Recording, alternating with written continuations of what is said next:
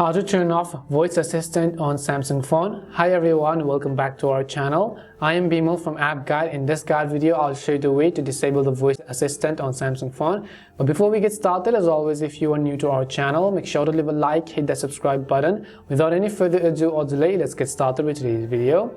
To disable the voice assistant, there are basically two assistants on your Android phone. For Samsung, we have our Bixby voice assistant, and for any Android, we have Google Assistant. So first, in order to turn off or disable Google Assistant, open any of the Google application that you have over here. So just go ahead and launch any of the Google app, let's say.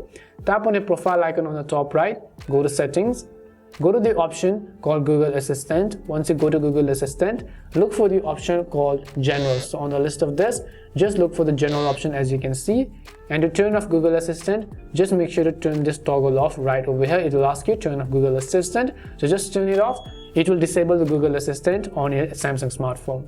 Or else, let's say you want to actually turn off Bixby voice control, which is the default Samsung voice assistant. For that, open the settings. In the search box, you can simply type in Bixby. So just go ahead and then type in Bixby option over here. Once you type in Bixby, you can see the app info. So open up Bixby, and as you can see this option. Now you can just tap on the disable button over here at the bottom in order to disable the Bixby voice application or as well. Or you could enable it, and you could just go ahead and open up the application, and you can see all the things that you can actually do from this Bixby app. And you can tap on the three dots, and you could go to settings and so on, and you can just turn off all these features over here.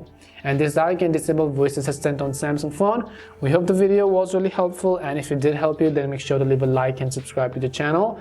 If you have any more questions, queries or doubts, make sure to also leave them down. Thank you very much for watching till the end, and see you soon in our next video.